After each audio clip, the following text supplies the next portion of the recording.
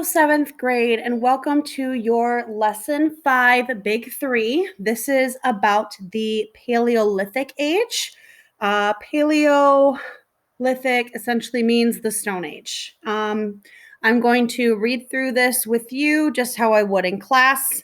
You might want to pause as I go through each page so that you can copy it into your study guide for the upcoming quiz, whenever that might be. So we're going to go through our big 3, our graphic organizer, our big ideas, and our vocab. So what you see on your screen right now is your graphic organizer. As you can see in the middle, it has Paleolithic lifeways, the way that they ran their lives, and the 4 important things that were part of their lives during this time. We're going to talk about available technology. Now, remember, technology for us is computers, video games, TV, that kind of stuff. Back then, it was not. It was very basic, and it was stone and bone tools, things that they used to put together to create and fashion weapons or mixing bowls or whatever it might be. Then if we move over here, this is what we just got done talking about, was their biomes or their climate, where they lived or where they decided to live. So we're going to revisit that a little bit.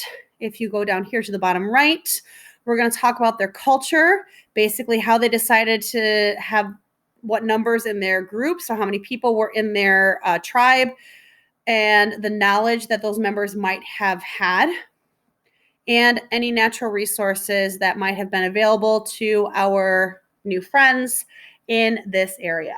So again, if you need to pause to copy, please do so. I'm just going to scroll down and go through the pages one by one.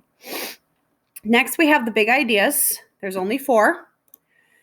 So we have historians use information from a variety of non-textual sources, including existing societies, to study the era of foragers.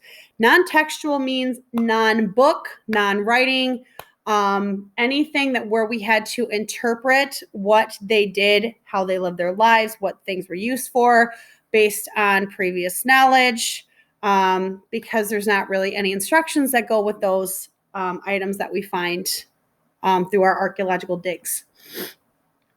Artifacts such as tools and art help us understand some characteristics of Paleolithic societies.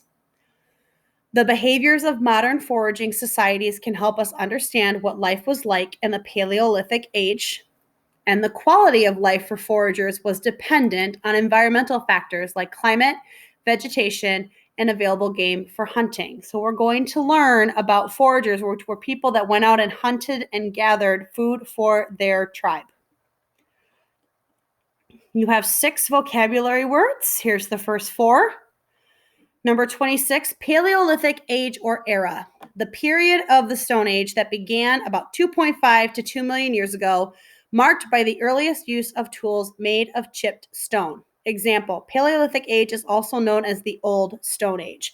We call it the Stone Age because they essentially used stone tools, and this was the discovery of them using these tools, taking rocks and stones and pebbles and fashioning them into weapons and other things that they could use, and turning those objects into another object that could be used during this time.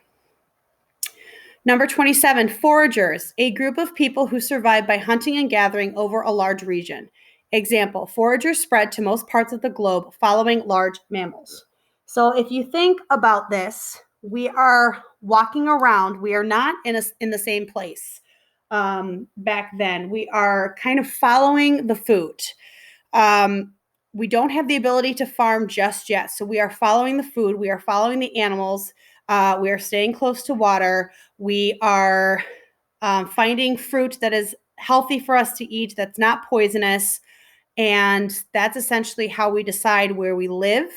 And as the food in that location runs out, we move on to the next place and set up camp again. Number 28, linguistic artifacts. Artifacts that are written language or have writing on them. Example, linguistic artifacts provide textual information about the past. These are things like books and diaries, anything that has physical word writing on it, whether it's English or another language. It's something that has written word on it that makes it a little bit easier for us to understand what was going on and what they were talking about when they wrote these documents. Non-linguistic artifacts, number 29, are things that don't have written language on them, like stone tools or human remains. So these are things like arrowheads, skeletal bones, vases, jewelry, anything found in the ground or elsewhere that does not have any writing on it. Again, things don't come with an instruction manual sometimes about, hey, we lived at this time and this is what this object was used for. We need to use our big, beautiful brains and figure out what these items were used for. And we have 2 more down here. Number 30, lifeways, is essentially the ways in which a group of people live, find food, and behave. For example, foraging lifeways were characteristic of the Paleolithic age. So we have our Stone Age people that live the life of a forager, that follow the food, that stay close to water, and move when the food sources run out. And 31, social institutions. You've had this before. This is what you did your wall project on when you guys studied religion and government and economy and family. These are the organizations that large groups of humans or societies and cultures create to help solve social problems.